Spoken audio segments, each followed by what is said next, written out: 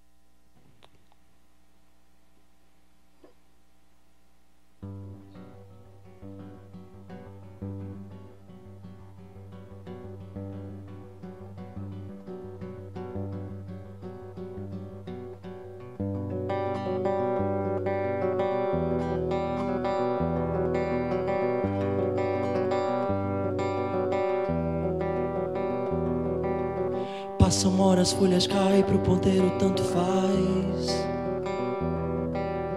Passo a roupa, deixo tudo a passo longo em curto prazo.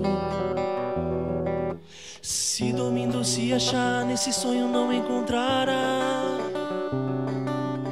Acho que é melhor correr, se andar tu pode se atrasar. Nossa vida é um jogo que se busca descansar. Põe uma blusa xadrez, sem tua dama encontrar. Tanta pressa ao caminhar, dando voltas não sai do lugar. Tanto preço pra pagar, vai vivendo e vendo o que vai dar. Pois quem conhece o tempo sabe o seu momento. Podes descansar no seu tempo, se fará.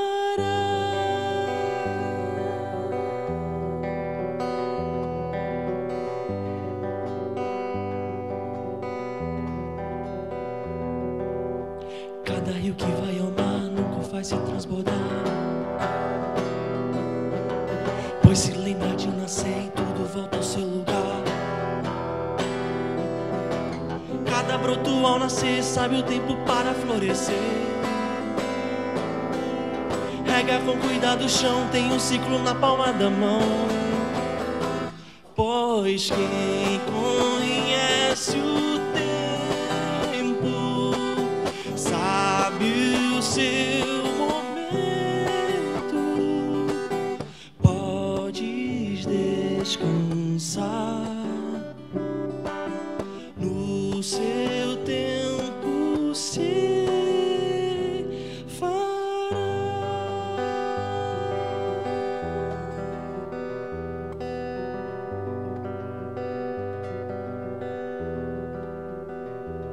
Consegue cantar comigo? Sim? Nada a ver? Sim? Assim, ó. Quem conhece o tempo sabe o seu momento.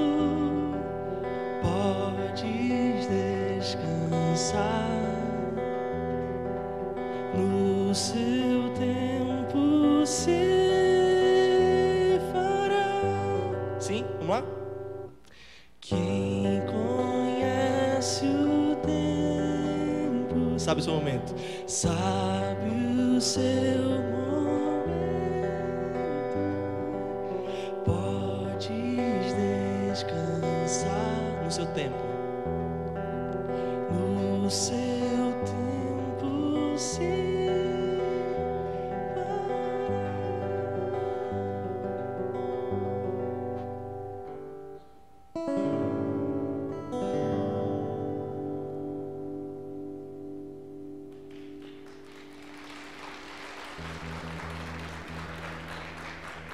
Boa noite a todos, muito bom estar em casa.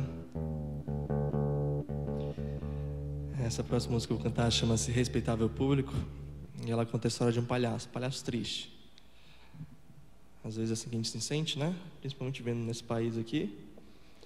Então, eu fui buscar a origem da palavra palhaço, a etimologia, e ela vem do italiano, que quer dizer palha, e palha veio a calhar muito com o sentido da música, que palha é algo que já foi vivo, hoje é morto, hoje não tem vida. Então era basicamente um sentimento que eu estava vivendo, e aí eu escrevi essa música.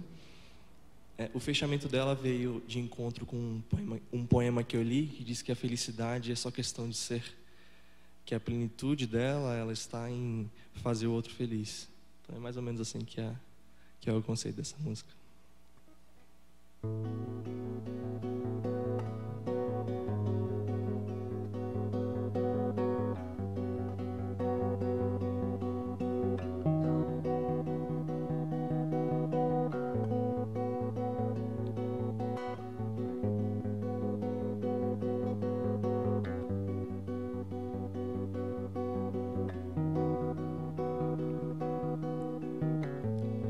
Nesse circo já montado, me equilibro no espaço, cambaleio em meus passos.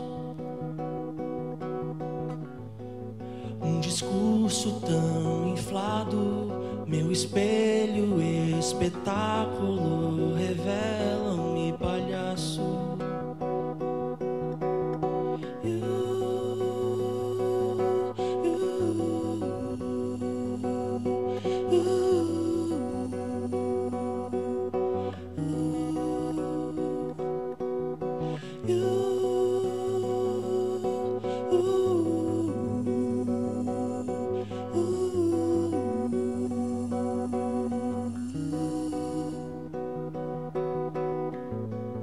Da minha boca o riso escapa, a tristeza lança facas, a piada não tem graça. Cambalhotas de outra volta, minha farda, minha farsa, me escondo em fumaças.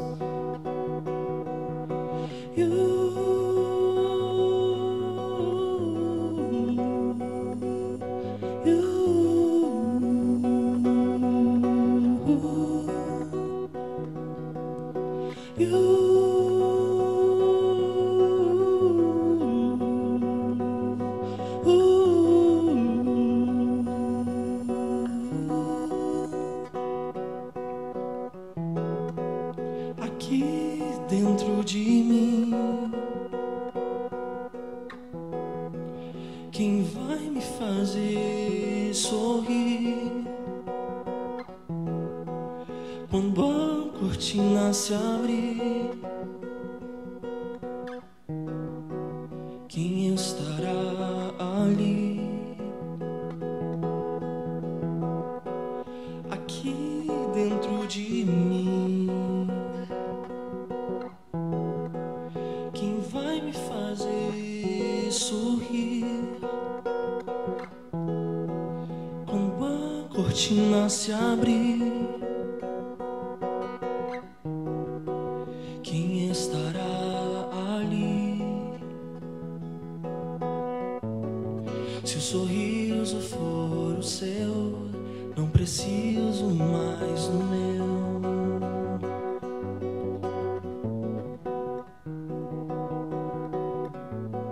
Se o sorriso for o seu, não preciso mais do meu.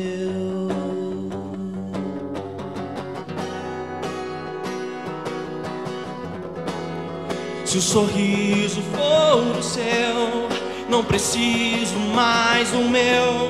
Se o sorriso for o seu, se o sorriso for o seu, não preciso mais do meu. Se o sorriso for, se o sorriso for, se o sorriso for.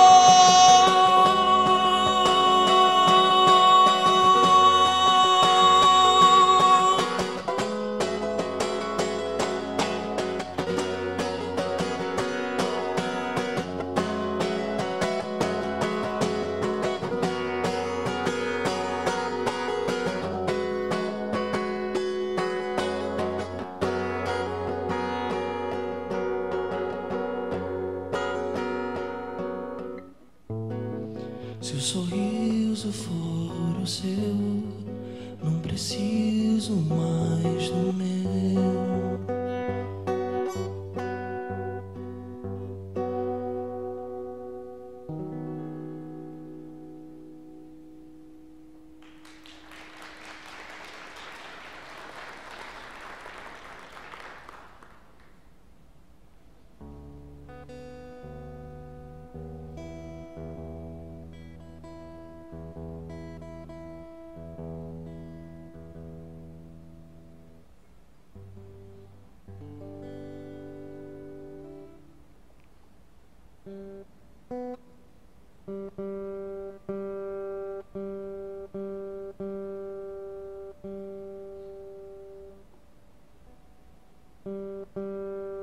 O nome dessa próxima música é Ciranda.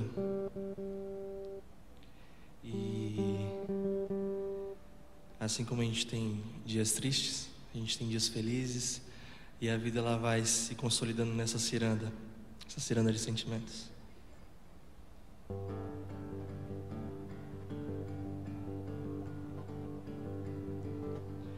A vida é um sopro e não se sabe pra onde vai.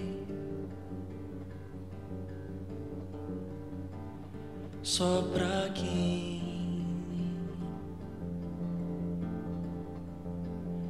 quer viver.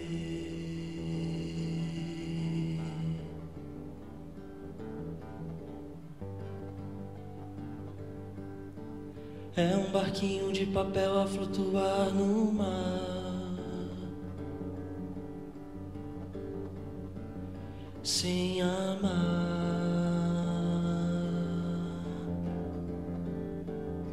não há mais.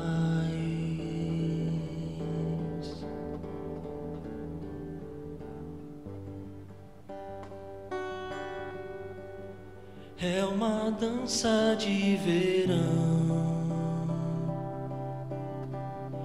é ciranda de emoção.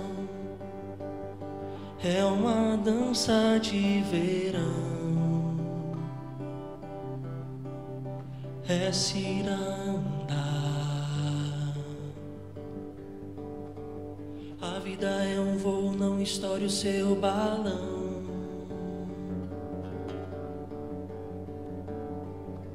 Pra bailar,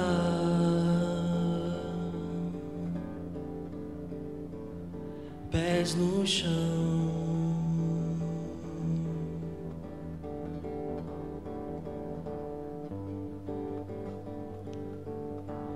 É delicada e sensível como um jasmim. Ai de mim ter um fim.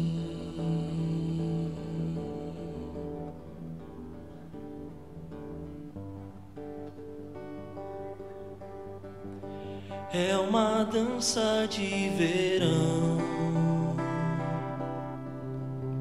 é ciranda de emoção. É uma dança de verão, é ciranda.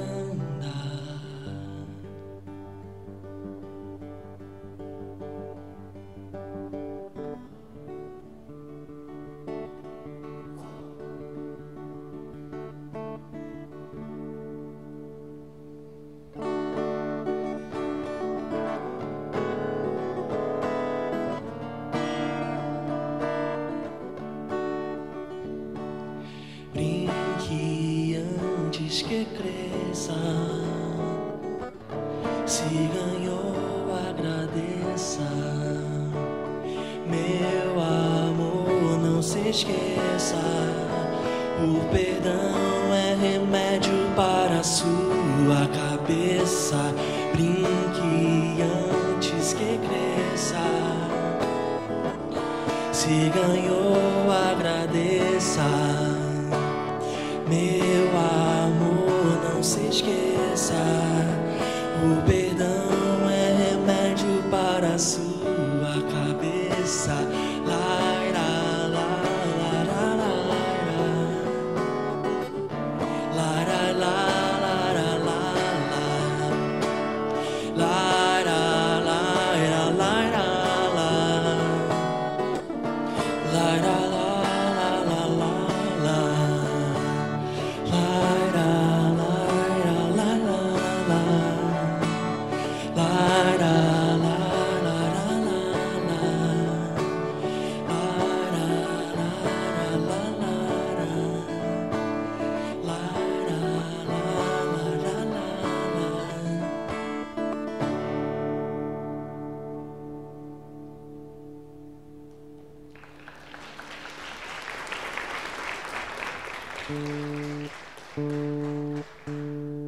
Deixa eu dar uma afinadinha aqui que tá triste.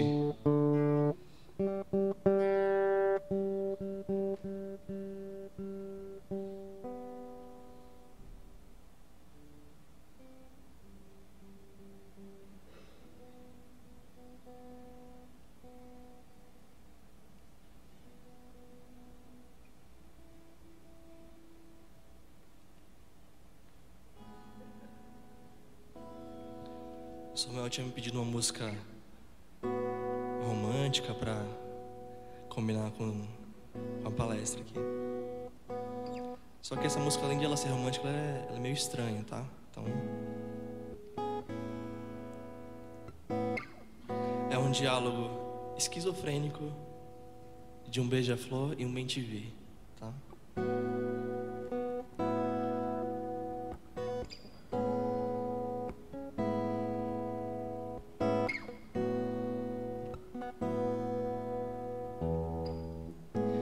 Qual é o sabor do mel de tuas rosas que se encontram no jardim? O broto desabrocha e se transforma em jasmim, e pronto está para amar.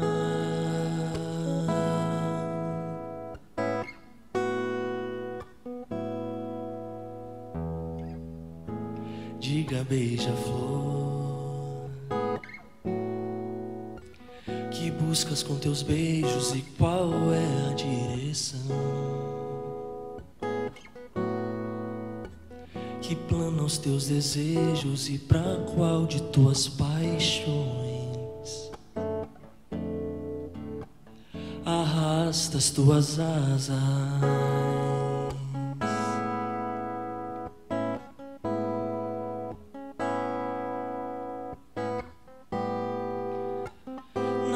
De amar se satisfaz e voa pra nunca mais se lembrar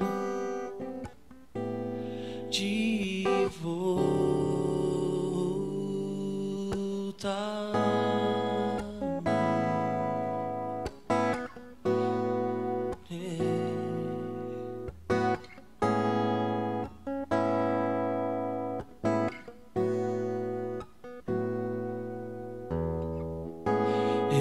Te vi, achei um girassol e fiz um ninho pra viver.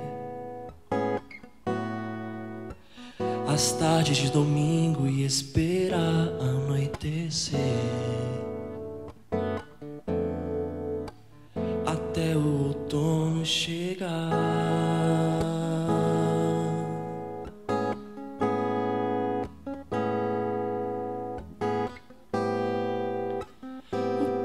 Essa vida é o pó, vais morrer sem saber o que é beijar uma flor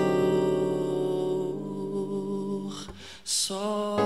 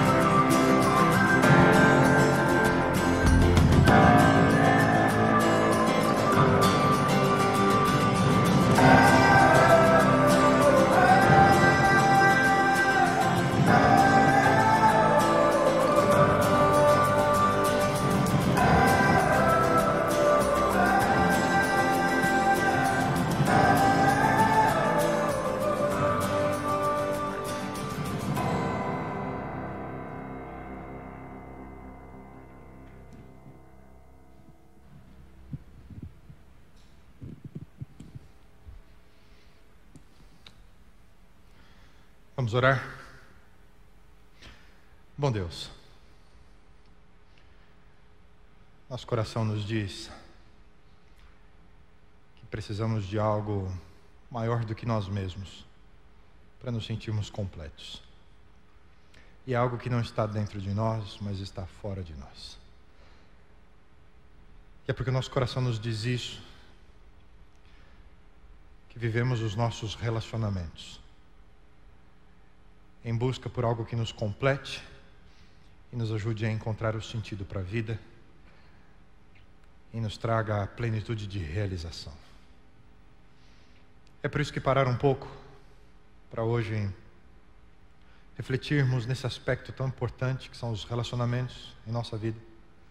E queremos pedir de Ti, bom Deus, sabedoria, um coração aberto para aprendermos sobre as coisas do amor e como isso pode revolucionar a nossa experiência com o outro. Por isso, ao termos esses momentos juntos hoje, queremos desde já pedir que o Senhor esteja conosco. É por isso que oramos. Em nome de Jesus pedimos. Amém. Boa noite. Mais uma vez, todos muito bem-vindos. Esperamos que vocês aproveitem a nossa programação, sintam-se bem aqui com a gente. Essa é a Nova Semente, uma comunidade adventista do sétimo dia, que existe para buscarmos juntos a cada semana, você sabe, uma experiência real com Deus. Também quero cumprimentar a você que está nos acompanhando aí pela internet ou pela televisão. Muito obrigado por estar junto conosco, obrigado pela sua audiência a cada semana. Nós estamos, nos 2 últimos episódios, acompanhando a série Amar é, e o nosso objetivo durante essa série é pensar no significado do amor em termos práticos, dia a dia. Como ele precisa ser interpretado na nossa vida, seja você um homem ou uma mulher, para sermos felizes, realizados. Entendemos que compreender e valorizar as diferenças entre homens e mulheres é fundamental para os relacionamentos. E essa experiência ela pode e deve ser muito enriquecedora para cada um de nós. Portanto, nessa série nós queremos explorar o significado de amarmos o outro, de maneira que os nossos relacionamentos se tornem mais significativos. E o nosso tema hoje, amar é desenvolver amizade. Esse tema busca apresentar uma característica essencial na vida a dois: intimidade, cumplicidade entre marido e mulher. Um texto que nos mostra o ideal de Deus a respeito desse assunto, já lemos ele aqui um pouco durante essa série, mas precisamos relembrá-lo. Não é bom que o homem viva sozinho. Vou fazer para ele alguém que o ajude como se fosse a sua outra metade. Esse é um texto da criação do homem. Cada dia da criação Deus havia falado, é bom. A luz é bom. A terra seca é bom. As árvores, os animais, bom. Mas na sexta-feira Deus olha para a sua criação e diz, não é bom. Não é bom. E então ele decide criar alguém que fosse como a outra metade de Adão. E depois disso, Gênesis vai dizer que Deus disse, agora sim, é muito bom.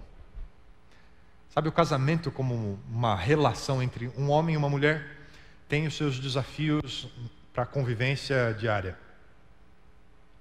E essas diferenças são as mais diversas, elas estão nas bagagens familiares que cada um traz para a relação, como isso afeta o relacionamento do casal. Eu me lembro, estava visitando o meu tio, à época ele morava aqui no interior de São Paulo, na cidade de Rio Claro, uma cidade muito agradável, e também eu estava visitando o cunhado. Já recebeu visita de cunhado? E estava lá o cunhado do meu tio. E eu comecei a sentir uma diferença, porque eu estava lá, tranquilo, sentado na sala, conversando e tal, e ele estava zanzando na casa, vai de um lado para o outro, abre a geladeira, mexe no armário, e eu falei, será que ele está morando aqui, né?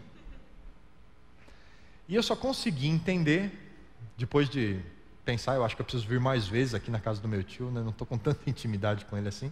Consegui entender quando ele sentou à mesa e a gente estava ali na hora do lanche e o cunhado disse assim, é bom vir na casa da irmã da gente. É tudo igualzinho na casa da mãe da gente. A gaveta de talheres é a mesma, aonde vai copo, prato no armário, é mais ou menos o mesmo lugar. A mulher arruma a casa do jeito que arrumaria ou era arrumada na casa da mãe dela. Azar do homem que muda para uma nova casa, né? Nada dessas coisas é do jeito dele, né? Tem que aprender tudo de novo.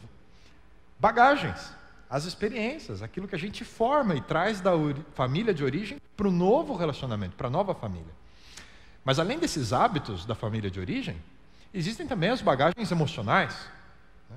As diferenças de personalidade entre marido e mulher, as experiências de vida, quais foram as suas vivências.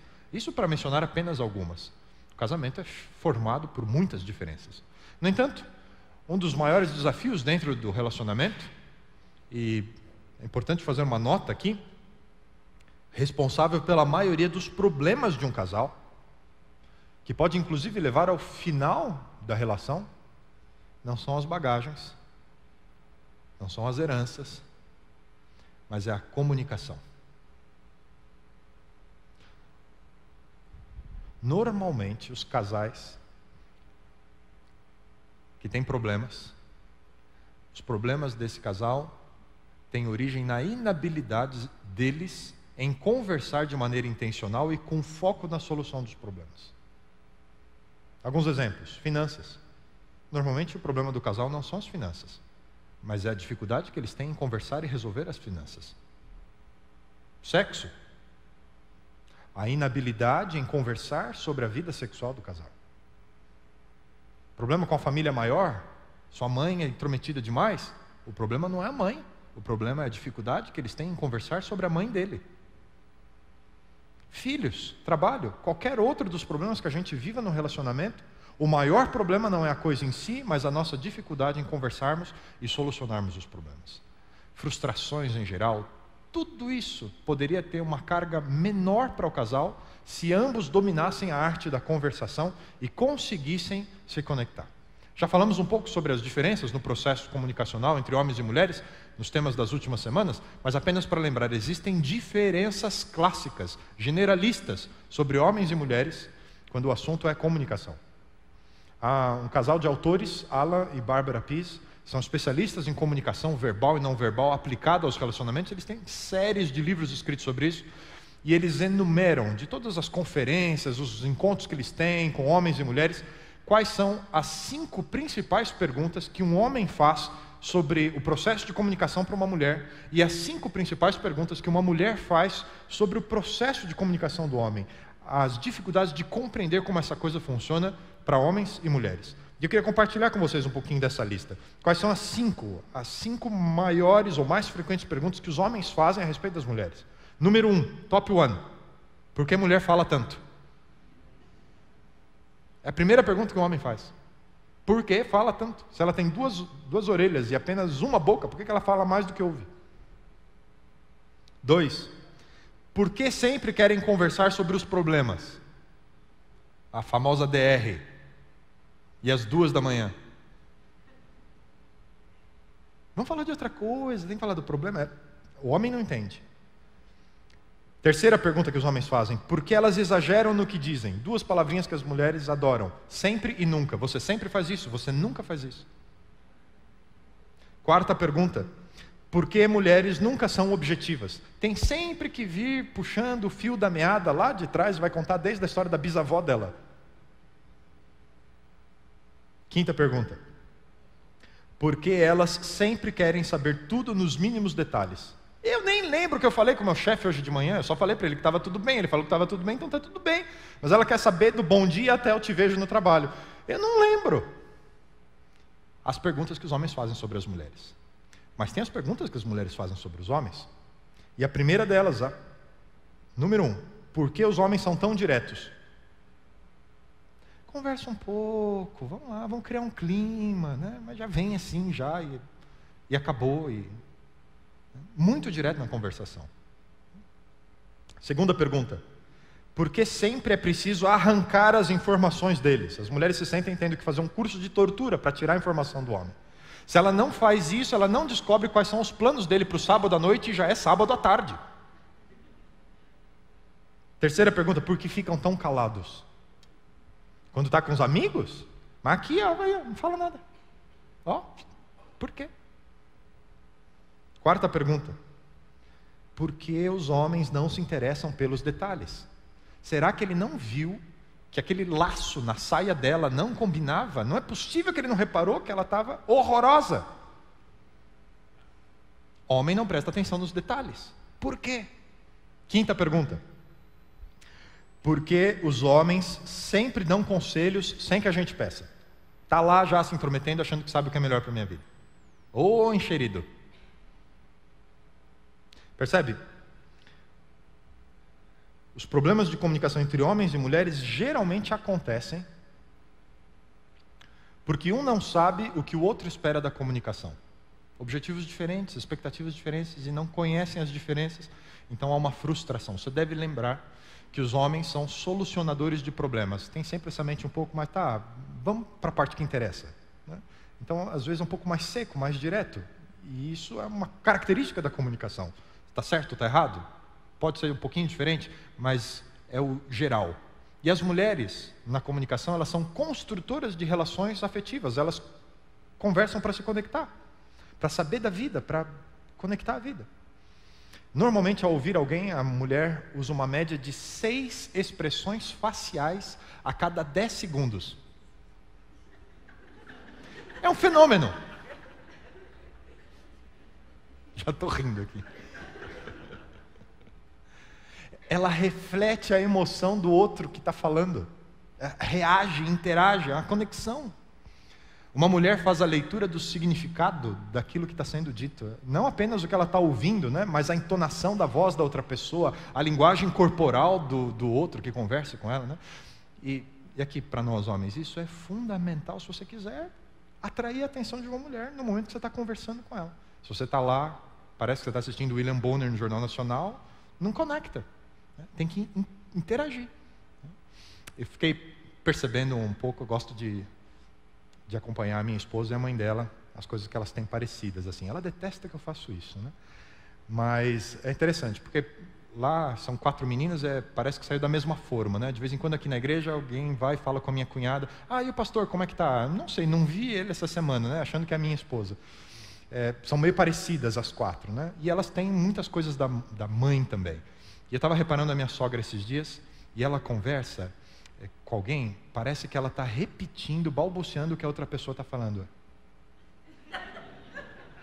E aí parece que para saber se ela está falando certo, ela dá uma fechadinha no olho assim. E eu fiquei olhando, a minha esposa faz igualzinho. Só que a minha esposa fica bem gata quando fecha aquele olhinho assim, né? Linda. É a mulher na comunicação. Já os homens usam uma máscara. Escondem as emoções. Eles estão buscando se sentir no controle da situação. Não importa que está tudo desmoronando ao redor, ele está lá, parado, tranquilo, focado. E a mulher fica falando, casei com um cara da Finlândia, é um bloco de gelo, né? Não sente nada ele. Reage, homem, reage. É por isso que de vez em quando elas ficam querendo ver se tem um coração ali dentro, né? Mas o fato dessa máscara não significa que os homens não sintam nada, né? Experimento científico, tomografias revelaram que, apesar de evitarem demonstrar sentimentos, emoções, os homens experimentam estes sentimentos, essas emoções, na mesma intensidade que as mulheres. A mesma coisa. A comunicação no casamento e em qualquer outro relacionamento é um meio em que apresentamos não apenas ideias e opiniões, isso é importante para nós homens, mas também apresentamos emoções e sentimentos. São diversas informações que estão ali na comunicação. As ideias, as opiniões, mas também as emoções e os sentimentos.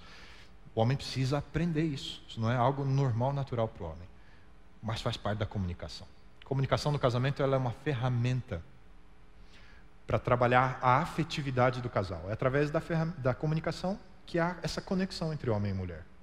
E hoje eu gostaria de apresentar algumas das armadilhas da comunicação afetiva e também como é possível desenvolver amizade, maior intimidade no relacionamento a partir da comunicação. E eu queria começar com os pontos críticos, aquilo que está presente e deveria receber muita atenção porque ele é prejudicial na afetividade dentro do relacionamento. Entre as armadilhas para uma comunicação afetiva estão, por exemplo, a linguagem autoritária.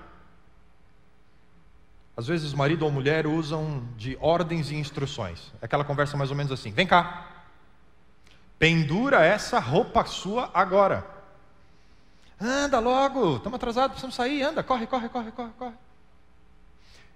Esse tipo de tratamento com ordens, instruções, né, ele não reconhece algo que é fundamental no relacionamento: a dignidade do parceiro naquela relação. Se um casal exagera, eventualmente você precisa dar uma orientação, uma ordem, mas se isso passa a ser a tônica, a forma como a gente se comunica no casamento, esse tipo de linguagem autoritária coloca o outro para baixo. Casamentos onde esse tipo de linguagem é frequentemente usado, gera anulação do outro cônjuge dentro da relação. E às vezes vai para a terapia de casais para resolver o outro que foi anulado por aquele ali que é mandão dentro do relacionamento. Outro exemplo de linguagem autoritária: uso de advertências e ameaças. Você já ouviu essa frase alguma vez? Se você fizer isso outra vez, eu juro por tudo que é mais sagrado que você vai... E aí segue a lista de coisas que é ameaça, né? Também esse tipo de linguagem autoritária, as advertências e as ameaças, elas revelam a intolerância e a impaciência para discutir e resolver as divergências. Se tem algo que precisa ser resolvido, algo que incomoda no outro, ou algo que precisa de uma decisão do casal, tem que discutir. Mas, nesse momento, na relação, amor e sintonia não estão presentes. Então, um dos cônjuges usa desse expediente, né, as ameaças, para tentar receber algo do outro que ele espera. Em vez de negociar e de discutir, ameaça. Quem usa esse tipo de linguagem autoritária está impondo sobre o outro a sua própria agenda. Aquilo que é a sua visão de como as coisas devem ser, aquilo que lhe agrada. Qual o problema desse tipo de linguagem? Essa abordagem, ela mina a verdade fundamental que marido e mulher têm o mesmo valor dentro do relacionamento. Ninguém tem o direito de mandar no outro. Vocês são consortes. Têm a mesma sorte, escolheram a mesma sorte. Uma outra forma de ser autoritário na linguagem, no casamento, é o famoso moralista, é usar do moralismo. Você não sabe que? Ou então, você precisa fazer tal coisa, ou você deveria. Eu tenho a razão, eu tenho a verdade, e você precisa acreditar no que eu estou falando. Porque você só erra, eu só acerto. Então, essa linguagem de passar um sermão no outro, de dizer o que o outro tinha que fazer, é o tipo de linguagem que marido e mulher usam quando se acham donos da verdade dentro da relação. Essa linguagem autoritária, ela vai corroendo vez após vez o processo de comunicação afetiva no casamento e vai faltando amor e sobrando a supremacia de um ou outro. A Bíblia nos deixa um conselho: não multipliqueis palavras altivas, orgulhosas, nem brote dos vossos lábios a arrogância, pois Deus é sapientíssimo, cabe a Ele pesar as ações. Dentro de um relacionamento, orgulho, altivez não deve fazer parte. Além disso, nós encontramos um outro resultado da linguagem autoritária, que é o desequilíbrio na relação de igualdade do casal. Quando isso está sempre presente, o papel dos dois ele é alterado dentro do casamento. Me lembro de um caso de divórcio. A mulher chamava o marido de banana todo dia, o dia todo, a semana inteira. Essa linguagem de anulação do outro, né? A falta de comunicação impediu que eles superassem os problemas no casamento, na relação. E quando veio o divórcio, não havia mais nada que pudesse ser feito para salvar aquele relacionamento. Porque chega uma hora em que a pessoa que está sendo agredida todo o tempo, ela se sente num ambiente que é tóxico e ela precisa sair daquela relação. E como não houve comunicação, não houve a possibilidade de mudar as coisas. E um divórcio que poderia ter sido evitado acaba acontecendo quando há esse uso da linguagem autoritária dentro do casamento. Mas uma outra barreira para a comunicação afetiva, além da linguagem autoritária, é a linguagem negativa. Alguns casais adotam a linguagem da humilhação. Até que essa ideia não é tão ruim, vinda de você.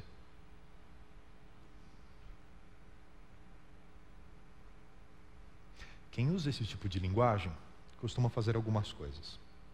crítica, julgamentos, está sempre achando culpados, e normalmente é o outro.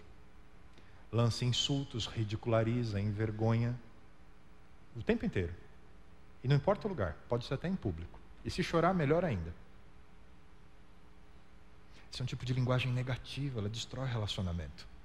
Um dos cônjuges está sempre se colocando como alguém melhor do que o outro. Para que eu me sinta bem, o outro tem que se sentir mal. Para eu ser bom, o outro tem que ser ruim.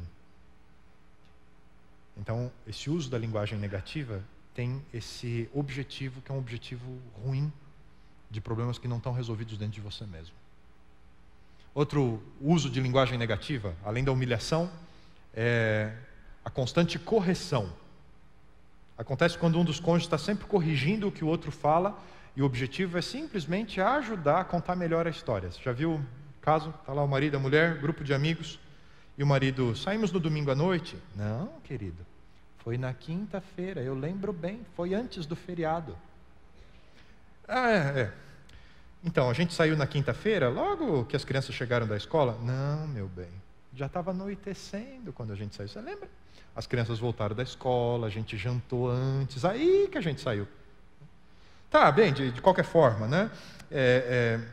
Saímos e viajamos direto até Belo Horizonte e... Amor, tem certeza que a gente foi para lá primeiro? Eu me lembro que a gente ainda passou no sul de Minas e ficou uns 2 dias lá no hotel, você lembra? Já viu gente assim? Casal assim? Está o tempo inteiro um corrigindo o outro, recontando a história do outro. É porque alguns têm um impulso irresistível para se concentrar numa narração perfeita. E com frequência, essas observações, elas são uma tentativa de chamar a atenção sobre si e elas revelam uma falta de sensibilidade, por não permitir que a outra pessoa conte a história como ela achar melhor, o ponto que ela quer dar ênfase, ou na medida em que ela vai se lembrando. Às vezes a gente mesmo se corrige, é verdade, não, foi mais tempo, foi outra ocasião. Isso é comum, né? Precisamos dar esse espaço para o outro. Também é negativo o uso da palavra final. Você conhece pessoas que dentro do relacionamento, eles sempre têm que dar a palavra final? Esse tipo de problema na comunicação, no casamento, é muito comum, né? Um dos dois está sempre tentando antecipar o que o outro quer e ele já dá a sua posição para aquela questão e de forma definitiva. Por exemplo, a esposa diz, sábado vai ter uma palestra muito boa lá na Nova Semente. Sempre tem, né? O marido já interrompe dizendo, só que a gente não vai. Ela ainda não fez o convite, ela não disse se viria, ela estava só comentando que assistiu uma palestra e tal, e o outro já vem e já diz se vai, se não vai, se gosta, se não gosta. Então, atravessa, né? Esse cônjuge, ele acaba agindo como um juiz, determinando as coisas. Ele está sempre com o martelinho na mão, decidindo tudo por todo mundo.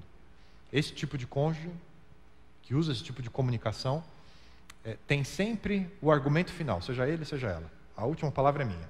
Qualquer coisa que alguém diga depois é o início de uma nova discussão, porque a primeira já está resolvida, ele já disse o que ia ser. A Bíblia adverte a respeito disso, quando diz, se você se apressa em dar a sua opinião, antes de ouvir os fatos, está mostrando que é um tolo. Você deveria se envergonhar. Tem gente que não ouve o outro, está sempre já dando a sua opinião. Um último exemplo de problema que nós encontramos na comunicação entre casais e que mina a afetividade é a linguagem esvaziada. Estou falando do silêncio dentro do relacionamento, dentro do processo de comunicação. Homens e mulheres usam do silêncio, cada um por razões próprias. Quando as mulheres se calam, normalmente o silêncio tem um uso de vingança. Normalmente ela está querendo se vingar de uma injustiça que ela sofreu. Miserável, vou ficar uma semana sem falar com ele. Algumas vezes o silêncio por parte da mulher pode ser a expressão máxima de desespero e angústia. Ela já não consegue mais se ver dentro daquela relação por causa do sofrimento, por causa dos momentos e da revolução dos sentimentos que ela tem, e ela não fala mais com ele porque ela não se vê mais casada com ele. Está no limite do limite das suas emoções. Já os homens usam o silêncio de outra forma. Normalmente, quando o homem se cala, é sinal de que está crescendo dentro dele emoções fortes, medo, ira, raiva. E sob pressão emocional, o homem se cala. Ele tranca as portas, ele se enclausura dentro de si mesmo, porque ele foi ensinado desde pequeno a controlar suas emoções. Que é isso, menino? Enxuga essa lágrima. Homem não chora. Silêncio dentro de um casamento. Na verdade, quase todos os homens gostam de conversar, tanto quanto as suas esposas. É verdade que em muitos momentos sobre coisas diferentes, mas ele deseja e necessita uma companheira com a qual ele se sinta compreendido, com quem ele possa conversar. E um homem vai responder à mulher que conquistou a sua confiança. Sempre vai responder à mulher que conquista a sua confiança. O silêncio não deve ser usado jamais como arma ou uma maneira de controlar o outro dentro da relação ou de retaliar o outro dentro da relação. Isso é prejudicial à afetividade no relacionamento. A Bíblia fala a respeito desse recurso. Então fiquei quieto como um mudo, nada falei, nem sequer coisas boas. E o resultado? O resultado foi que a minha dor aumentou. O meu coração pegou fogo dentro do peito, enquanto pensava no meu problema. O silêncio mina a afetividade e ele vai separando, afastando, pouco a pouco, o coração do marido e da esposa. Um muro é construído entre eles por causa da ausência da comunicação. Sabe, a essa altura, talvez você já esteja se perguntando, tá? Os problemas eu estou mais ou menos acostumado. Mas como é que a gente supera essas barreiras na comunicação? Como é que a gente desenvolve cumplicidade, verdadeira amizade dentro de uma relação a dois? E é sobre isso que nós vamos conversar um pouco agora. Que passo a passo, que decisões você pode tomar e que aproximem vocês dois e fortaleçam a afetividade dentro da relação. Para desenvolver essa amizade no casamento, precisamos aprender a expor o interior. Um conceito sobre amizade que eu acho muito interessante menciona duas características. Primeira, constância. Sempre lá. Está sempre lá. Constância. Segunda característica da amizade. Transparência. Eu sei quem é. Está sempre lá e eu sei quem é. Amigos verdadeiros sempre abrem a vida para você e nunca abandonam você. São transparentes e são constantes. Tem uma escritora americana, Gina Craig, e ela escreveu a respeito desses dois elementos dentro de uma relação de amizade. Ela fala do consolo inexprimível de se sentir seguro com uma pessoa, de não ter de pesar os pensamentos, nem medir as palavras, mas poder derramá-los assim como são, grãos e palha juntos. Certo de que mãos fiéis irão peneirá-los, guardar o que vale a pena e então, num sopro de bondade, fazer o resto voar para longe. Casamento deve proporcionar esse tipo de experiência. Cumplicidade entre marido e mulher deve permitir a eles expor tudo o que vai em seu íntimo. Coisas boas, coisas ruins, quando estamos realizados, quando nos sentimos frustrados, não importa. Posso ser transparente e o outro vai estar sempre lá. O grande desafio é como expor um ao outro o nosso real sentimento de forma aberta, honesta, mas ao mesmo tempo bondosa. Porque às vezes a gente fica com medo de agredir o outro e a gente não consegue lidar com o problema, a gente não consegue dizer o que vai aqui dentro, porque vai virar uma briga. Como é que eu posso transformar esse momento em que eu abro o meu interior sem ofender o outro? O segredo é emitir mensagens na primeira pessoa. Use a frase a partir do eu. Esse tipo de expressão elimina rapidamente a possibilidade de ataque e defesa de ambos os lados. Evita xingamentos, a busca de culpados, porque você está falando do que você sente. E ninguém pode negar o que você sente. Por exemplo, a esposa está assistindo televisão na cama. Chegou um pouco mais cedo que o esposo, o dia dele foi um pouco mais longo, uma última reunião no trabalho, e ele chega cansado.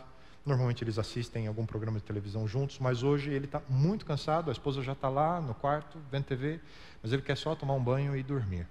E a TV está ligada. E agora, como é que eu falo para ela que eu estou cansado, que eu preferia que ela desligasse a TV sem ofendê-la? Como é que eu vou fazê-la me entender? Ele pode chegar e dizer, você está aí de novo vendo TV? Acabou, né? Deu pau. Se ele está com sono, ele vai dormir na sala. Ou ele pode usar a linguagem na primeira pessoa, dizer do que ele está sentindo, se abrir, se expor, ser transparente. Eu até escrevi aqui para ficar bem bonitinho, para Dá um exemplo para vocês. Olha só, presta atenção na fórmula. Ela está lá vendo televisão. Você chega, tem um problema. Como é que eu falo? Querida, tive um dia cheio. Estou cansado demais para assistir televisão com você hoje. Gostaria muito em outro dia. Vou ver se consigo dormir um pouco agora. Preciso descansar. Lindo, né? Comovente. Ela já entendeu. Hoje não vai rolar. Provavelmente ela também está cansada. E como ela entendeu você, porque você foi claro, respeitoso, mais direto, ela fala: querido, também estou cansado. A gente vê amanhã. Vou desligar. Ou vou pôr bem baixinho aqui. Tá? Ou estou indo para a sala porque eu quero mesmo assistir esse programa, mas vou deixar você descansar. A coisa flui. Então tem um jeito. A amizade é uma união profunda que ela se desenvolve quando duas pessoas que falam a verdade uma à outra, em amor, caminham juntas em direção ao mesmo horizonte. Ali não há uma disputa, ali há companheirismo. Um está precisando do outro. Esse princípio da amizade dentro do casamento, ele vai provocar mudanças na forma de encarar algo que a gente chama de compatibilidade do casal. Aquilo que os une. Muitos casamentos acabam e o argumento é incompatibilidade de gênios.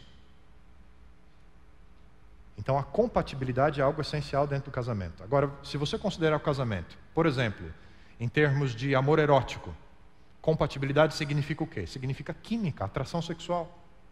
Se você pensar no casamento como uma condição social, o que significa compatibilidade? Significa ter gostos em comum, aspirações a determinado estilo de vida, aquilo que vocês querem ter, aonde vocês querem ir. Isso é compatibilidade. Sabe qual é o problema? O problema é que esses fatores não são duráveis. Atração física diminui. Por mais que se esforce para adiar o declínio, um dia ela acaba. E infelizmente, condição socioeconômica também pode mudar da noite para o dia. Ninguém é dono de toda a situação. Alguém aqui acreditaria que lá nos anos 90 ia acordar e ter R$50 na conta? Ninguém. Quando as pessoas pensam que compatibilidade está baseada nesses fatores, acabam descobrindo tragicamente que construíram seu relacionamento em terreno instável. Não tem um bom alicerce. Se a mulher deixa de se cuidar ou o homem perde o seu emprego, o casamento desmorona. Por isso é tão importante construir uma sólida amizade. Nós estamos no casamento, um por causa do outro. Sólida amizade. Cúmplices. Compartilhar a experiência a dois é o grande objetivo de um casamento. E essa é a compatibilidade essencial no casamento. Somos amigos, apreciamos estar juntos. Para onde quer que estejamos caminhando, estamos caminhando juntos porque apreciamos compartilhar a caminhada. Não é o lugar, mas é a caminhada. Esse tipo de amizade dentro do casamento é descrito nessas palavras da Bíblia, que um olhar amigo alegra o coração. Mais do que o saldo no banco, mais do que qualquer outra coisa, é o olhar amigo que alegra o coração. E uma boa notícia, esse compartilhar entre o casal, dá mais ânimo de enfrentar a vida. Então, para desenvolver a amizade, exponha o seu interior. Outro fator, para a amizade, para a afetividade no casamento, ouça seu cônjuge. Esse é um aspecto que é fundamental para as mulheres. Para as mulheres é prioritário estabelecer relacionamentos. E o meio para isso são as conversas, é a comunicação. Uma mulher consegue, sem fazer muito esforço, falar uma média de 6 a 8 mil palavras por dia. Vou repetir. Uma mulher fala de 6 a 8 mil palavras por dia.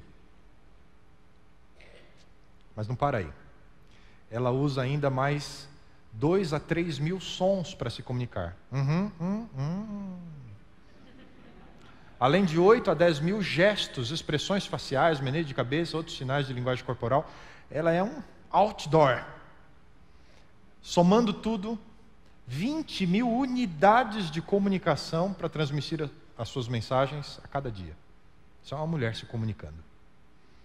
Comparando o papo diário da mulher com a forma como que os homens falam.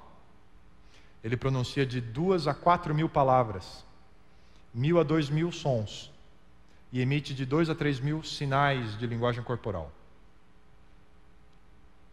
Total, a média diária de um homem chega a 7 mil unidades de comunicação. É 1/3 da média feminina. Por isso, ouvir é algo fundamental no casamento. Ela fala, ele escuta. é isso mesmo. Ele equilibra, o ouvir equilibra a comunicação entre homens e mulheres. Jesus repetiu isso aqui inúmeras vezes. Aquele que tem ouvidos, ouça. O ato de ouvir é a maneira deliberada, ou seja, existem formas de ouvir, e uma delas é a audição deliberada. O que é isso? É a capacidade de processar a informação, de analisá-la, de recordar-se dela numa ocasião posterior, de extrair da comunicação as suas próprias conclusões. Isso é uma comunicação deliberada, eu estou sendo intencional com ela. Porém, o ato de ouvir ativamente é uma outra modalidade de audição. Em primeiro lugar, ele escuta os sentimentos da pessoa que está falando. E em segundo lugar, ele vai processar a informação do que está sendo dito. No casamento, isso é fundamental. Ambas as técnicas de ouvir, deliberada e ativa, são habilidades que precisamos na comunicação eficaz. Mas ouvir com o sentimento é muito mais importante no casamento. Talvez você não se lembre de tudo que ela disse, mas se lembra de como ela se sentiu quando contou aquilo. Isso é fundamental no casamento. Uma das histórias que eu acompanhei, diversas crises e problemas no casamento, quem de nós não tem? Mas a esposa escreveu, como se fosse um pequeno diário, fez uma pequena anotação de como ela se sentia. Ela pôs no papel seus sentimentos em relação à vida em casal. E naquela frase não estavam os problemas, as culpas, nada disso. Uma linguagem meio que poética, ela expressou seus sentimentos. Eu vivo lá em casa e parece que eu vivo dentro de uma cúpula de vidro, isolada dele. Eu o vejo, mas não consigo falar com ele. Estamos juntos, no mesmo lugar, mas estamos separados. Conexão. Quando estiverem conversando, interrompa de vez em quando para recapitular o que você ouviu. Interaja, entre na conversa. Pequenas perguntas de confirmação. Você tinha dito isso mesmo, né? Foi lá no trabalho, foi com aquela pessoa. Pequenas perguntas que vão confirmando. Outras perguntas para aprofundar as informações. Mas vocês estavam sozinhos? Mas que dia que foi mesmo? Vai conectando você com a conversa. Como é que você se sentiu quando isso aconteceu? Essas perguntas, elas são fundamentais para aprofundar a amizade de um casal no momento da comunicação. E aí mostra que você está ativo. Tanto para ouvir os sentimentos, como para ouvir a informação dentro do casamento, e isso aproxima vocês dois. Além disso, para fortalecer e desenvolver a amizade, converse para solucionar conflitos. Há um conselho da Bíblia. A língua tem poder sobre a vida e sobre a morte. Os que gostam de usá-la comerão do seu fruto. Como é que você usa a comunicação quando os conflitos chegam na sua experiência? Para a gente que acompanha a vida 2, é inevitável que haja conflitos no casamento. Você sabe disso, né? Não é nenhuma novidade. Marido e mulher veem as coisas por ângulos diferentes. Mas isso não é necessariamente negativo. Expande. As visões podem se complementar. O problema é que, quando há diferenças, às vezes as diferenças geram discordâncias. Um estado emocional altamente frustrante pode ser resultado de conflitos entre o casal, quando há um confronto entre as visões. E com certa frequência, casais fogem dos conflitos, recusando reconhecer a presença deles, com medo de colocar em risco o relacionamento. É o famoso empurrar para debaixo do tapete, sabe? Tem um problema, mas finge que não está acontecendo, não quer conversar com ele, evita, foge, porque está com medo de que aquilo acabe estragando o relacionamento. Essa atitude não soluciona o conflito. Pelo contrário, ela agrava ainda mais a situação, porque é como uma inflamação. Vai crescendo, crescendo, crescendo debaixo da pele. A Bíblia fala a respeito dos problemas e da comunicação para resolver os problemas. O começo de uma briga é como a primeira rachadura numa represa. É bom parar antes que a coisa piore. A conversa, a comunicação, ela deve trabalhar pela solução de conflitos. E algumas dicas simples podem contribuir para uma solução construtiva dos problemas entre o casal através da comunicação. Primeira dica. Escolha o momento e o lugar mais apropriado para conversar a respeito do problema. Tem gente que fala, não, vou falar aqui mesmo, senão ele acostuma e aí vira cliente, aí já era, né? Não, então não tem problema. Está no supermercado, todo mundo em volta, na frente da mulher do caixa, e começa a falar do sabonete que pegou, que tinha mandado do outro. Blá, blá, blá. Não é a hora de discutir o problema. Tudo tem um momento e um lugar. Espere chegar em casa. Espere de repente o dia seguinte. Mas o esperar um pouco não é sinônimo de estou fugindo ou evitando a conversa. Se demorou um pouquinho mais, você tem que dizer, olha, precisamos conversar sobre o que aconteceu segunda-feira à noite, eu gostaria muito de conversar com você hoje. Então, escolha o momento. E o lugar também. Por exemplo, se é um assunto que não diz respeito às crianças. Crianças, todo mundo para o quarto agora, que agora é a hora do papai e da mamãe conversarem, nós precisamos conversar. Então aqui só fica o pai e a mãe. Vocês precisam ir para outro lugar. O momento e o lugar. Isso é fundamental, essa escolha. Segundo, seja direto. Em vez de começar a contar toda a história, né? Tem gente que quando vai resolver conflito parece o joguinho dos 8 erros, né? Põe lá o desenho, os dois, adivinha que está errado aí, né? Então ele vem, em vez de ser direto, dizer, olha, tal dia aconteceu tal coisa e eu estou chateado com essa coisa por essa razão. Seja direto. Às vezes a gente fica contando uma história, floreando, para que o outro adivinhe e tente se colocar no nosso lugar para dizer o que estava errado. Seja objetivo. Olha, isso aqui precisa ser resolvido. É isso aqui que me fez sentir mal. Seja direto. Outro, fique dentro do assunto. O problema de não ser direto, né, é que fica pulando de assunto. Porque aí começa a conversar sobre uma coisa, né, o jeito que você respondeu, e aí quando a coisa aperta para o seu lado, mas também no outro dia você tinha feito, e aí já puxa a agenda do outro dia, né, aí não resolve nem o de hoje nem o de ontem. Então fique dentro do assunto. Estamos conversando sobre hoje? Sim. Quando chegarmos à conclusão e à solução do hoje, a gente conversa do ontem. Né? Fique dentro do assunto. Senão, em vez de solucionar, a gente fica aumentando mais os problemas. E a comunicação, em vez de ser algo que é positivo, se torna algo negativo. Outra coisa essencial na comunicação para solucionar conflitos é demonstrar respeito. Lembre-se, ele ou ela é a pessoa que você escolheu para compartilhar a vida. É alguém especial para você. Então, em vez de usar acusações que diminuem a pessoa ou que colocam a culpa nela, mostre respeito, diga, olha, tal atitude sua, não é você. Eu não me incomodo com você, eu me incomodo com essa atitude. Eu amo você, mas essa atitude não me faz bem. Converse respeitosamente. Esse é algo muito importante. Separe o problema da pessoa.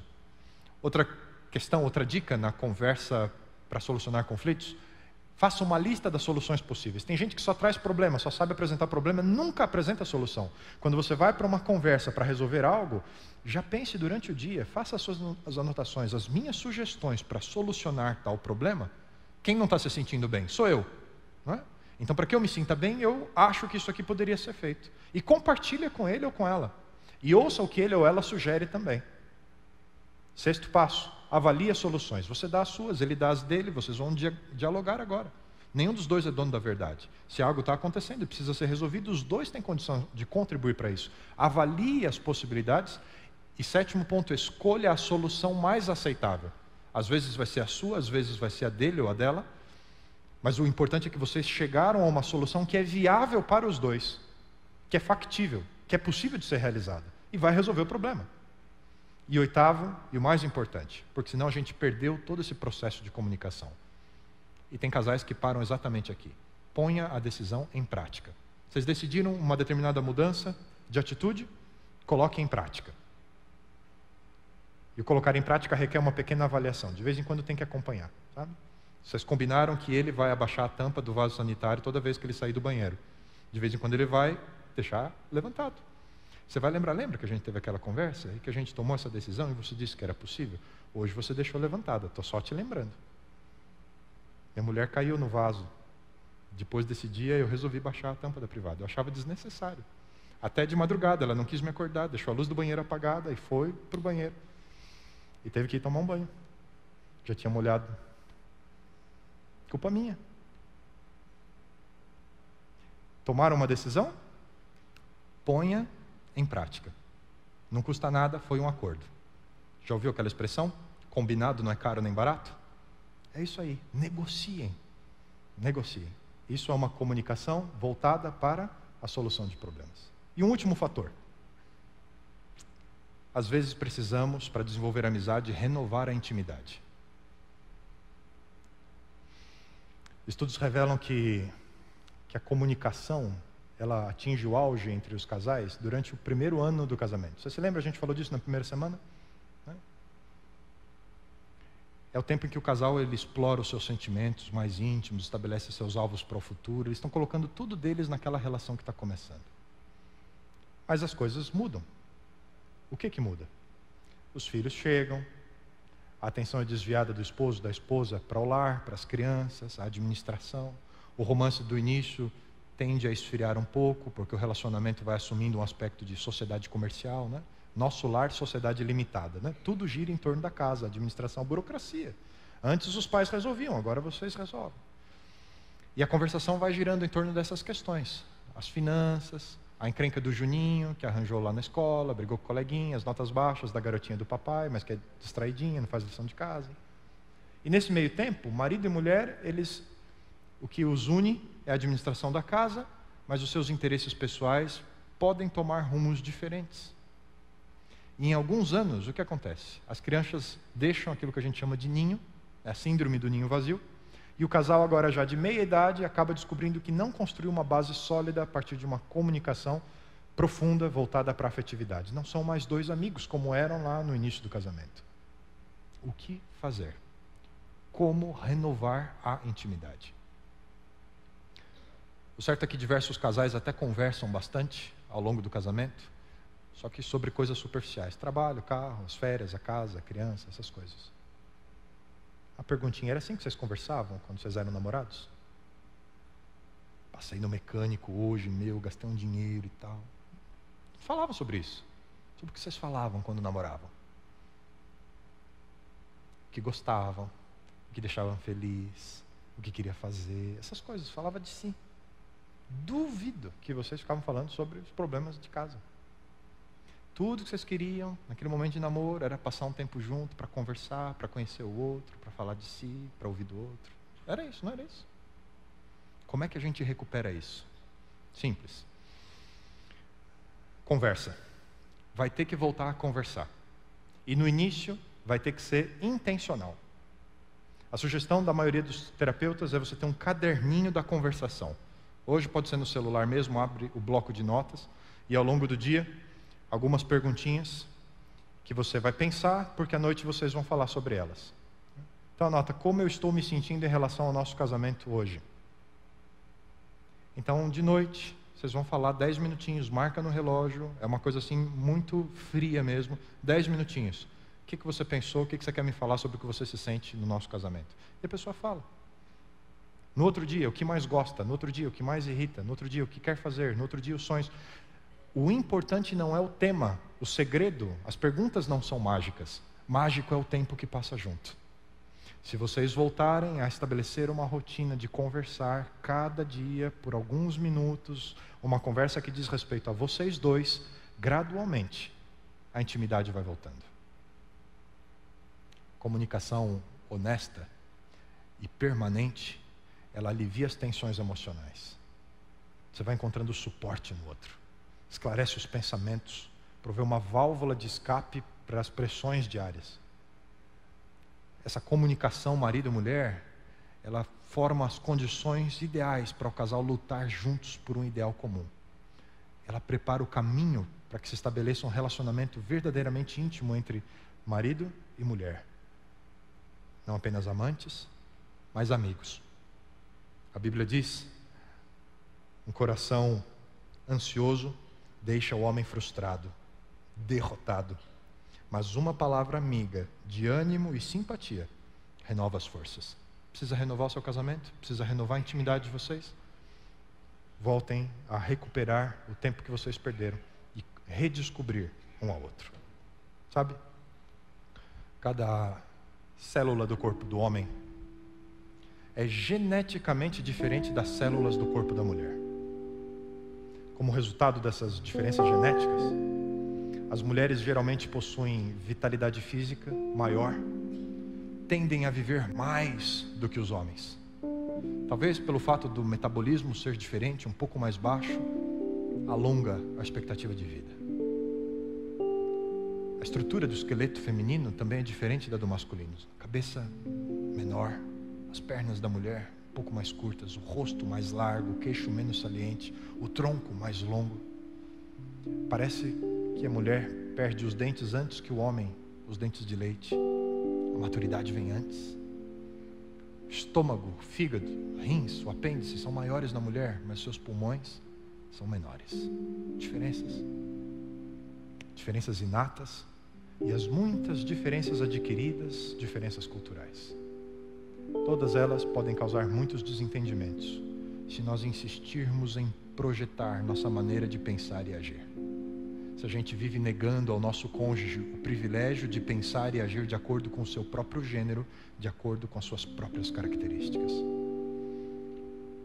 Agora, do contrário, as diferenças podem acrescentar sentido e companheirismo na nossa caminhada afetiva. Você pode ter a coisa mais importante da vida ao seu lado e não se dar conta disso.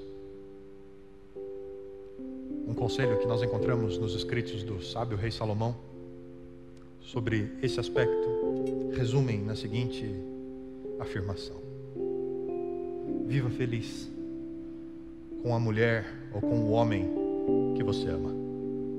Sua vida passa depressa e o que Deus lhe deu como prêmio por todo o seu trabalho aqui na terra foi a sua esposa, foi o seu esposo.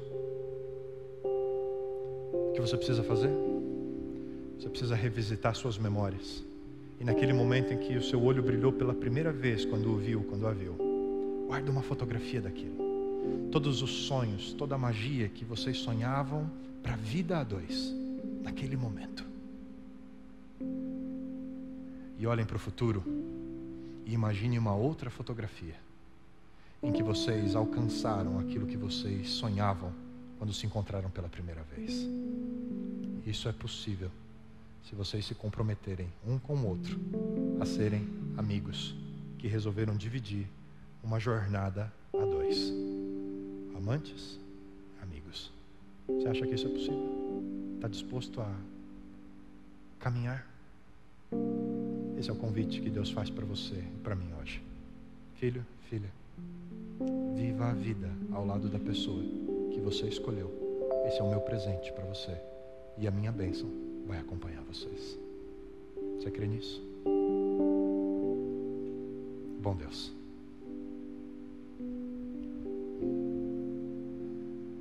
muitos de nós olhamos para as nossas diferenças e temos tanta dificuldade em entender como é possível que elas simplesmente funcionem juntas, quando em muitos momentos parece que o que buscamos não está alinhado. Mas de fato somos diferentes.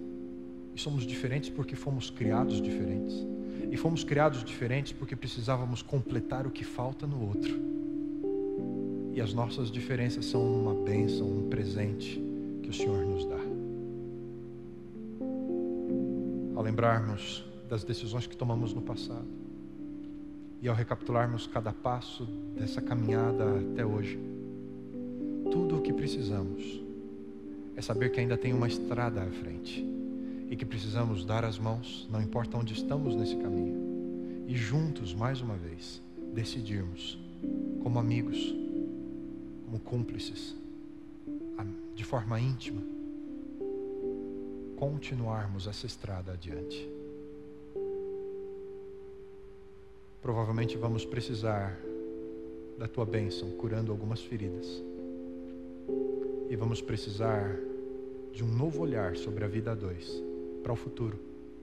Um olhar que nos permite enxergar que aquilo que o Senhor idealizou, que aquilo que o Senhor sonhou, é possível na nossa vida, se nós permitirmos, se ouvirmos a tua voz e se colocarmos os nossos pés nas pegadas que marcam esse caminho. Nos ajuda, nos ensina. É a nossa oração, é o nosso pedido em nome de Jesus Cristo. Amém, Senhor. Amém. Obrigado pela companhia, Deus abençoe você. Espero que você tenha uma semana aí de conexão. E se Deus permitir, sábado que vem a gente está de volta, continuando essa série, aprendendo o que é amar na nossa experiência. Vai com Deus, Deus abençoe você. Uma feliz semana e até sábado que vem.